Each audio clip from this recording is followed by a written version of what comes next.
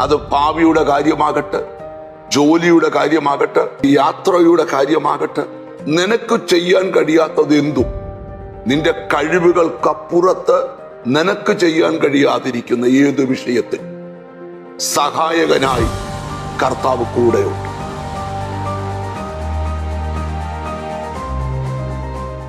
മനുഷ്യ മനസ്സുകളിലെ ഏറ്റവും വലിയൊരു ചോദ്യമാണ് ആര് സഹായിക്കും എന്നുള്ള ചോദ്യം.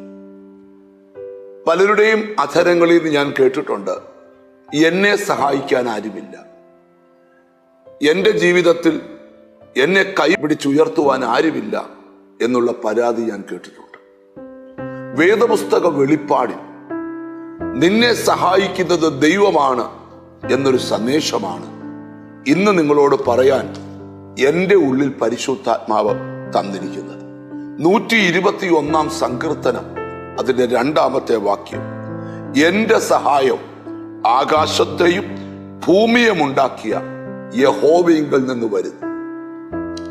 ഈ മെസ്സേജ് കേട്ടുകൊണ്ടിരിക്കുമ്പോൾ എന്തെങ്കിലും ഒരു വിഷയത്തിൽ നിനക്ക് സ്വയം ചെയ്യാൻ പറ്റാത്തൊരു കാര്യം, അത് ഭാവിയുടെ കാര്യമാകട്ടെ, ജോലിയുടെ കാര്യമാകട്ടെ, ഒരു യാത്രയുടെ കാര്യമാകട്ടെ, നിനക്ക് ചെയ്യാൻ കഴിയാത്തത് എന്തും, നിന്റെ കഴിവുകൾക്കപ്പുറത്ത് നിനക്ക് ചെയ്യാൻ കഴിയാതിരിക്കുന്ന ഏത് വിഷയത്തിലും സഹായകനായി കർത്താവ് കൂടെയുണ്ട്.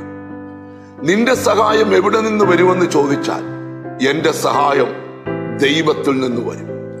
ഈ മെസ്സേജ് കേട്ടുകൊണ്ടിരിക്കുമ്പോൾ ആരുടെയൊക്കെയോ ജീവിതത്തില് ദൈവത്തിന്റെ സഹായത്താൽ ചില പുതിയ വഴികൾ തുറക്കാൻ പോവാം. ദൈവത്തിന്റെ സഹായത്താൽ പുതിയ ചില അനുഗ്രഹങ്ങൾ നിങ്ങളുടെ ജീവിതത്തിൽ വരാൻ പോവാം. എത്ര പേർ മനസ്സുകൊണ്ട് പ്രാർത്ഥിക്കും, കർത്താവേ എന്നെ ഒന്ന് സഹായിക്കണേ. നമ്മളെ കൊണ്ട് ചെയ്യാൻ പറ്റാത്തൊരു കാര്യം നമുക്ക് ചെയ്യാൻ പറ്റും എന്നുള്ള ഉറപ്പും ധൈര്യവും നമ്മുടെ ഉള്ളിൽ വരുമ്പോൾ, ആ ഉറപ്പോടും ധൈര്യത്തോടും നാം മുമ്പോട്ട് നീങ്ങുമ്പോൾ നമ്മുടെ മനസ്സിൽ പ്രാർത്ഥിക്കേണ്ട ഒരു പ്രാർത്ഥനയാണ്, കർത്താവേ എന്നെ സഹായിക്കണം. മാത്രമല്ല, ക്രിസ്തുവിനെ രക്ഷകനായി സ്വീകരിച്ച ഒരു ദൈവവൈദ്യന്റെ ഉള്ളിലെ ഉറപ്പും ധൈര്യവും എന്താന്ന് ചോദിച്ചാൽ, എന്റെ സഹായം മനുഷ്യരിൽ നിന്നുള്ള സഹായമല്ല, ദൈവത്തിൽ നിന്നുള്ള സഹായമാണ്. ഈ വചന വെളിപ്പാട് നിന്നുകൊണ്ട് പറയാം, അസാധ്യങ്ങളെ സാധ്യമാക്കുന്ന, പരാജയങ്ങളെ വിജയമാക്കുന്ന ആ ദൈവത്തിന്റെ സഹായം ഈ ദിവസങ്ങളിൽ നിന്റെ മേൽ വരും. നീ എന്തു കൊതിച്ചോ, എന്താഗ്രഹിച്ചോ, എന്ത് പ്രാർത്ഥിച്ചോ, അത് നിന്റെ ജീവിതത്തിൽ സഫലമാകുന്ന ദിവസങ്ങൾ തൊട്ടു മുമ്പിൽ വരിക. നമുക്കൊന്നിച്ച് പ്രാർത്ഥിക്കാം.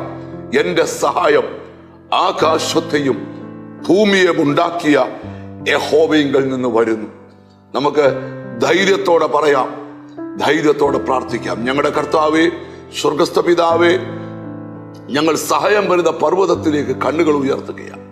ഞങ്ങൾക്ക് ദൈവത്തിൽ നിന്നുള്ള ആ സഹായം ലഭിക്കുന്നത് കൊണ്ട് സ്തോത്രം. എന്നോട് ചേർന്ന് പ്രാർത്ഥിക്കുന്ന മക്കളെ നിന്റെ നാമം ചൊല്ലി പിതാവിന്റെയും പുത്രന്റെയും പരിശുദ്ധാത്മാവിന്റെ നാമത്തിൽ അനുഗ്രഹിച്ചു പ്രാർത്ഥിക്കുന്നു. പ്രാർത്ഥന കേട്ടതുകൊണ്ട് നന്ദി. യേശു ക്രിസ്തുവിൻ നാമത്തിൽ തന്നെ ആമേൻ. നിശ്ചയം ദൈവം നിന്നെ സഹായിക്കും. God bless you.